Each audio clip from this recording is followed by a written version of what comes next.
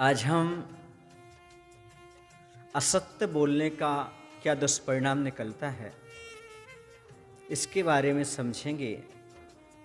जो व्यक्ति असत्य बोलता है, इस लोक में भी उसकी निंदा होती है, दुख सहना पड़ता है और परभव में भी दुर्गति का पात्र हुआ करता है।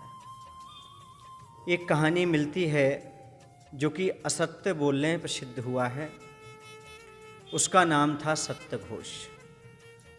जम्बूद्वीप के भरत क्षेत्र संबंधी एक सिंहपुर नाम का नगर था। वहाँ के राजा सिंहसेन थे। उनकी रानी का नाम रामदत्ता था। उसी राजा का एक श्रीभूति नाम का पुरोहित था। वह जनेऊ में कैंची बांध करके घूमा करता था और कहता था कि यदि मैं असत्य बोलूं तो इस कैंची से अपनी जिह्वा का छेद कर लूं। इस तरह कपट से वह पुरोहित सत्यघोष इस नाम से जाना जाने लगा था। सभी लोग उससे श्रीभूति को सत्यघोष के नाम से जानने लगे थे। लोगों का विश्वास उसने जीत लिया था और बहुत सारे लोग अपना धन उसके पास रखने लगे थे। वह उस धन में से कुछ वापस करता था, कुछ लौटा लेता था, लेकिन राजा किसी की नहीं सुनता था, क्योंकि राजा को पता था सत्यघोष सत्यवादी है। एक बार क्या हुआ कि वहीं पास में एक पद्मखंडपुर नाम का नगर था। वहाँ पर एक समुद्रदत्त नाम का सेठ रहता था।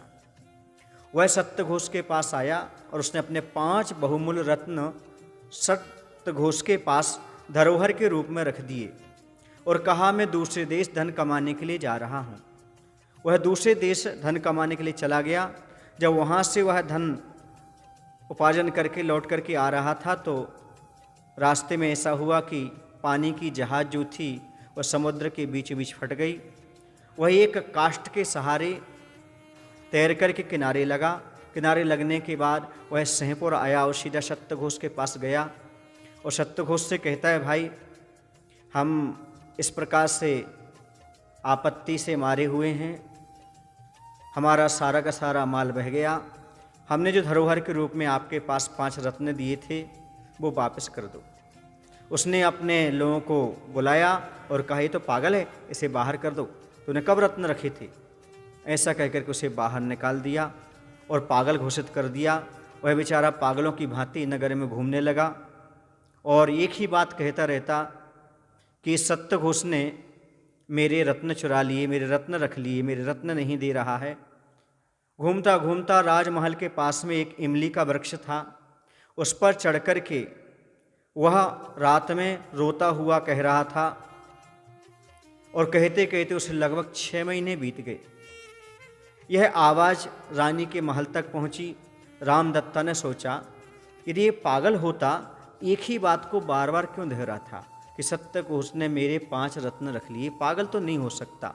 उसने ये बात राजा से कही। राजा ने कहा, देखो सत्यघोष पर हम भरोसा करते हैं, सारा नगर भरोसा करता है, वो चोर कैसे हो सकता है? बोले, कुछ भी हो, इसमें कुछ ना कुछ तो गड़बड़ी लग रही है।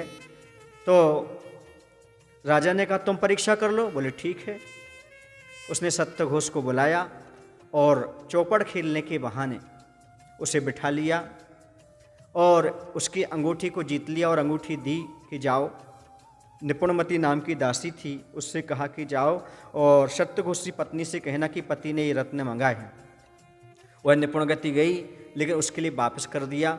इसने क्या किया, जो जनेऊ वो पहने हुए था, जिसमें छुरी लगाए हुए था, कैंची लगाए हुए था कि मैं जिह्वा काट लूँगा, झूठ बोलूँगा, तो उसको भी उसने खेल खेल में जीत लिया रानी ने। और जीतने के बाद उसे लेकर के भेजा कि देखो मैं संकट में फंस गया हूँ, तुम्हारे लिए ये रत्न देना ही होंगे। और जब उसने जनेऊ दिखाया सत्यघोष की पत्नी को, उसे विश्वास हो गया कि सत्यघोष ने ही मांगे हैं और वही 5 रत्न उसने दे दिए, जो कि 5 रत्न उसने धरोहर के रूप में रखे थे। और लेकर के उसने जाकर के रानी को दे दिया। रानी ने उसके लिए राजा के पास रख दिया। राजा ने कहा, अब उसको बुलाओ जिसे तुम लोगों ने पागल कह रखा है। उसको बुलाया गया। वह आया समुद्रदत्त और उसने उससे बहुत सारे रत्न राशियों में 5 रत्न मिला दिए। बोले, तुम अपने रत्न खोज लो इसमें से।